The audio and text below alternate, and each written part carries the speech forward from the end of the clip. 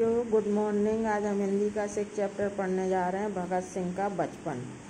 सभी कोई जानता है भगत सिंह हमारे देश के बहुत कुशल नेता रहे हैं। इन्होंने देश को आज़ाद कराने में बहुत योगदान दिया है।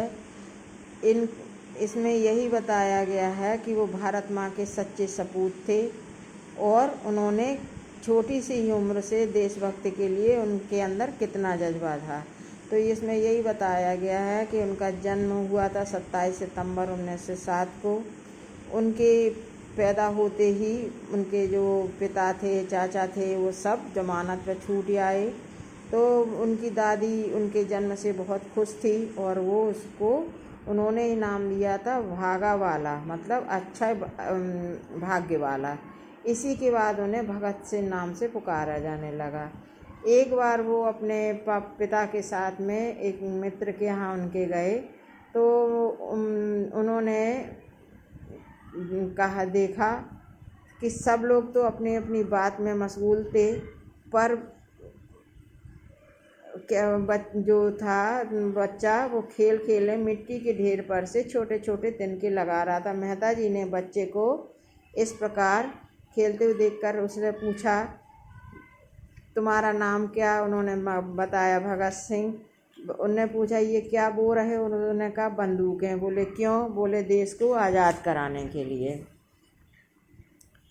तो इसी तरह से उनका वार्तालाप होता है। तो उन्होंने पूछा, तुम अपना कौन सा धर्म मानते? उन्होंने कहा, हमारा धर्म है देश सेवा। तो भगत सिंह जो थे उनके बचपन से ही उनके रगों में देशभक्ति का जज्बा था। तो मेहता जी ने उनके पिता से कहा कि तुम बड़े भाग्यवान हो जो इतना अच्छा पुत्र तुम्हें प्राप्त हुआ है, और उन्होंने भगत सिंह को आशीर्वाद दिया कि तुम्हारा नाम जन्म जन्म तक, वर्षों तक आदमी आदर के साथ लेगा। और उन्होंने इसी तरह से बहुत सारे काम किए। उनके मित्र भी उनको बहुत प्यार करते थे और ये बहुत तेज बुद्धि के थे। और उनके बड़े भाई की मृत्यु हो गई थी, तो ये लोग सब बड़े परेशान रहने लगे। अब इन्होंने जो भगत सिंह थे उन्होंने देश को आज़ाद कराने में बहुत लिया।